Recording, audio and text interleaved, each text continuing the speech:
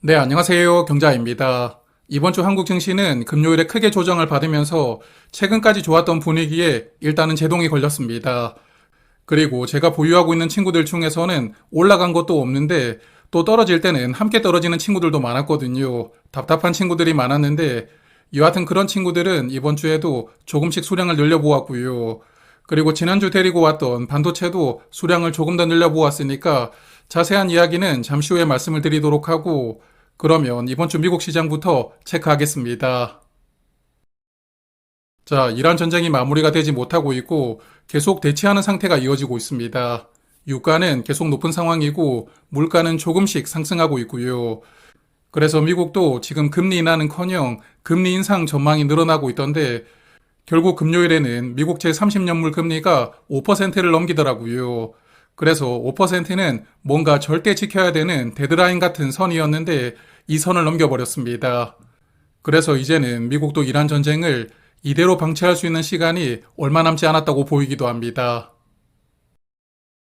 그래서 이번 주 미국 시장은 거의 보합 수준에서 머물렀습니다.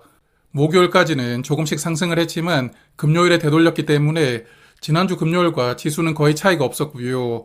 그래서 한동안 잊고 지내고 있던 이란 전쟁을 이제는 정말 결론을 내야 되는 시간이 다가오고 있는 것 같은데 여하튼 다음 주에는 제발 좀 결론이 나왔으면 좋겠습니다. 자, 그리고 한국도 이번 주에 변동성이 아주 컸거든요. 외국인들은 이번 주도 매일매일 아주 많은 금액을 매도하고 있고 이번 주에만 약 20조 원을 매도했습니다. 그렇지만 그걸 개인 투자자가 전부 받아내면서 지수를 계속 상승을 시켰지만 결국 금요일에는 큰 하락이 나왔고요. 그래서 이번 주 상승분을 금요일에 되돌리는 큰 조정을 받았고 코스피는 조금 아쉽게도 7,500까지 다시 밀리면서 이번 주를 마감하였습니다. 자, 그러면 이번 주 저의 투자를 조금 돌아볼 텐데 먼저 ISA 계좌입니다. 일단 NH투자증권을 매도했거든요. 4만 원을 기다리고 있었지만 증권주들 흐름이 조금 애매하다고 생각들었고 그리고 ISA 계좌에서도 반도체를 담아야겠다는 생각이 들었습니다. 그래서 NH투자증권을 정리하고 반도체 ETF를 담아 보았는데 월요일과 화요일에 조금씩 샀고 금요일에 조정을 받을 때도 매수했거든요. 그래서 이번 주 450주를 담아 보았고 그리고 셀테리온도 주가가 빠질 때마다 10주씩 매수하면서 이번 주는 총 30주를 추가로 담았습니다. 그래서 ISA 계좌에서도 반도체 ETF는 1000주 정도 담아볼 생각입니다. 이제 절반 정도 비중을 채워두었는데 다음 주에도 반도체는 조정을 조금 이어갈 가능성이 있으니까요. 주가가 빠질 때마다 물을 타는 방법으로 수량을 천천히 늘려갈 생각입니다. 그리고 혹시 주가가 다시 올라온다면 불을 타면서까지 추가 매수할 계획은 없으니까요. 그냥 보유하던 수량만 가지고 있고 좋은 시세가 나오기를 한번 기다려 볼 생각입니다. 자, 그래서 장고를 보니까 이번 주에 미국 우주 관련 종목들 흐름이 아주 좋았거든요. 원큐 미국 우주도 어느덧 수익률이 20%까지 올라오고 있는데 잠시 후에 조금 더 말씀을 드리고요. 그리고 나머지 ETF들도 10% 넘는 수익률이기 때문에 안정적인 모습을 잘 보여주고 있습니다. 그리고 토요일 아침에 뉴스를 보니까 스페이스X 상장 일정에 대해서 어느 정도는 윤곽이 나오고 있더라고요. 다음 주 6월 12일에 상장할 예정이라는 뉴스가 있었는데 그래서 역사상 가장 큰 공모주인 스페이스X가 증시에 상장하기까지는 이제 한 달도 시간이 남지 않은 것 같습니다. 그래서 그동안 투자일기에서 여러 차례 말씀을 드렸지만 원큐 상품은 스페이스X가 상장하기 전에 정리를 할지 아니면 상장하고 나서 정리할지 고민을 조금 해보고 있거든요. 보통 상장하게 되면 재료가 소멸되기 때문에 어느 정도는 단기 시세가 마무리될 가능성도 높지 않나 생각합니다. 그래서 스페이스X가 상장하기 전까지 시세가 크게 나오면 그냥 정리를 해볼 생각도 하고 있는데 여하튼 6월 초까지 흐름을 조금 관찰을 해보고 판단을 해볼 계획입니다. 자, 그리고 ISA 계좌 잔고를 맞아보면 솔 AI 반도체는 약간 수익 구간이지만 다음 주에 마이너스로 전환될 수 있으니까요. 앞서도 말씀을 드렸지만 50주씩 물을 타는 방법으로 수량을 1000주까지는 늘려볼 생각입니다. 그리고 셀테리온은 이번 주에 매수하면서 이제 수량이 100주로 늘어났거든요. 그래서 혹시 주가가 더 크게 빠지면 마지막으로 10주만 더 매수하고요. 이제 추가 매수는 하지 않을 생각입니다. 자, 그러면 두 번째로는 미래에셋 계좌이거든요. 일단 이번 주 솔 AI 반도체를 300주를 추가로 늘렸는데 이제 미래에셋 계좌에서는 수량이 600주로 늘어났고요.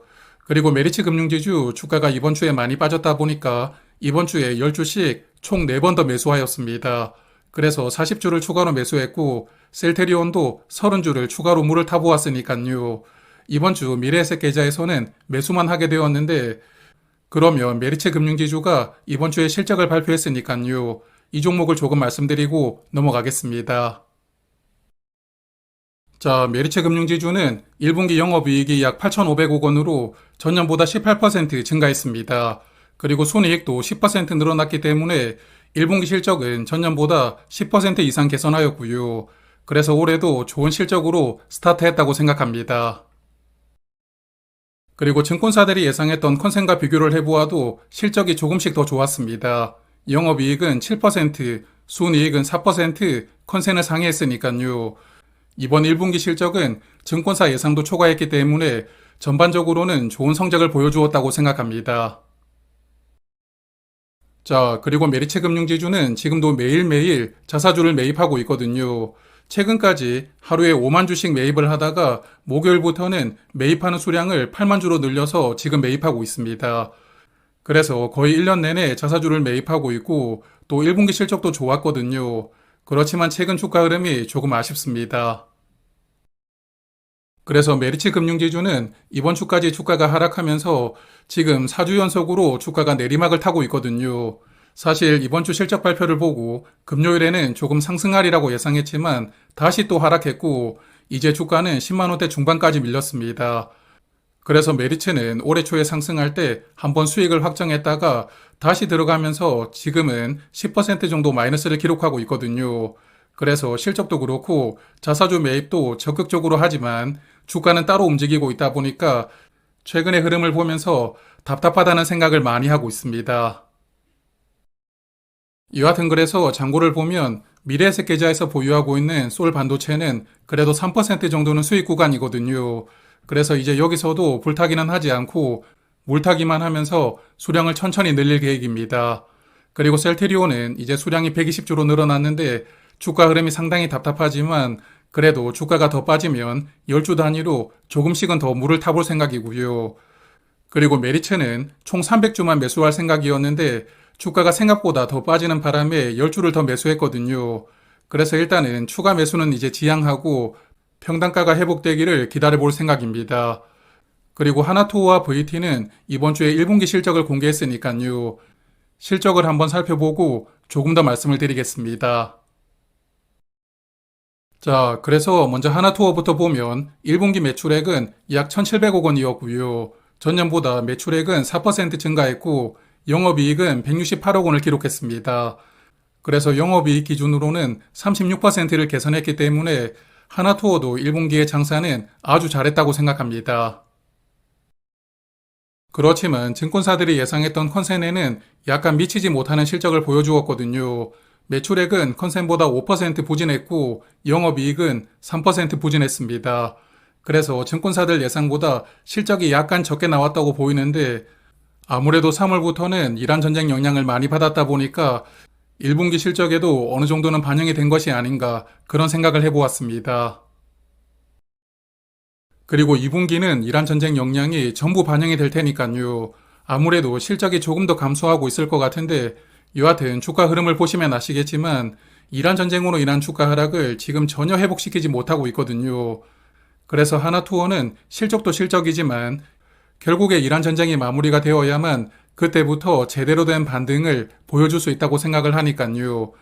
나중에 이란 전쟁이 끝났다는 뉴스를 확인하면 그때 물을 타고 평단가를 조금 더 내려볼 생각입니다. 자, 그러면 이제 VT 실적도 조금 살펴보겠습니다. 금요일 늦게 실적이 공개되었는데 실적이 예상하고 있던 것보다는 좋았더라고요. 1분기 실적을 살펴보면 매출액은 1143억 원으로 전년보다 14% 늘어났으니까 성장을 잘 이어가고 있습니다.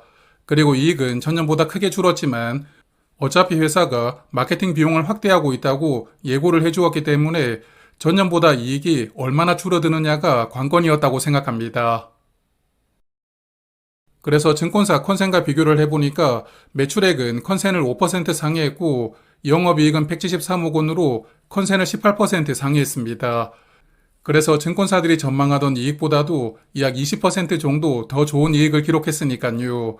작년 하반기부터 내리막을 타고 있던 실적을 그래도 올해부터는 조금씩 되돌릴 수 있다고 보여준 것은 아닌가 그런 생각도 해보았습니다. 자, 그래서 VT는 이번 주도 주가가 하락했고 이란 전쟁 직후에 찍었던 저점 근처까지 다시 또 내려오고 있더라고요. 그렇지만 1분기 실적이 좋았기 때문에 다음 주는 조금 회복될 것이라고 기대를 해보고 있고 그리고 주가 흐름을 보고 있으면 그냥 손절을 할까 생각도 사실 가끔 하긴 하거든요.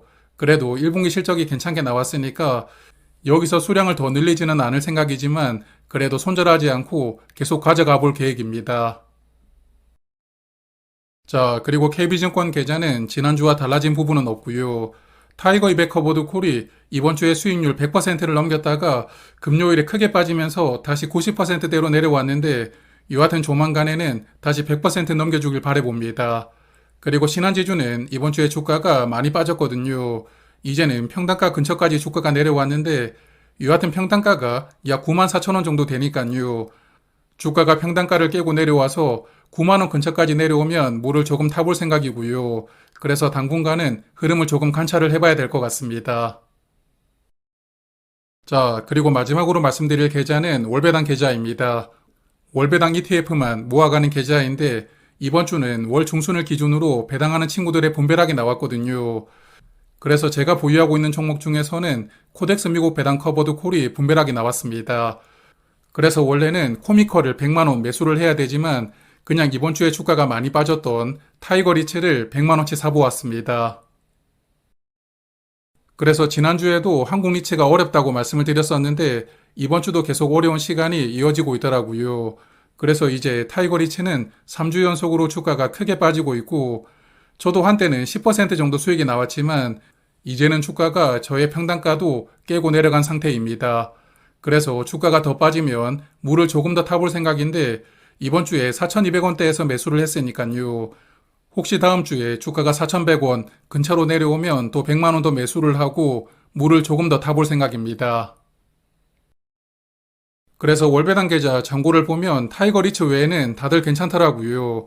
플러스 고배당주는 저번 주와 주가 변동이 거의 없었던 것 같고 코덱스 미국 AI나 코덱스 미국 성장 커버드 콜도 이제 10%까지 올라왔습니다. 그리고 코미커도 분배락이 나왔지만 6% 정도 수익률을 보여주고 있으니까요. 그래서 네 종목은 수익률이 괜찮은데 지금까지는 분배락이 나올 때마다 기계적으로 매수를 해왔지만 이제는 매수 패턴을 조금 변경을 할 생각입니다. 앞으로는 주가가 빠지면 매수하는 것으로 매수 패턴을 변경해 볼 생각이고요. 그리고 나머지 종목들은 일단 빨간불이기 때문에 매수는 조금 쉬어가고 타이거 리츠는 혼자 파란색 옷을 입고 있으니까요. 이 종목을 조금 더 매수하는 방법으로 당분간 월배당 계좌는 운용을 해봐야 될 것 같습니다. 자, 그러면 다음 주도 좋은 투자 이어가시고요. 오늘은 여기에서 인사를 드리겠습니다. 고맙습니다.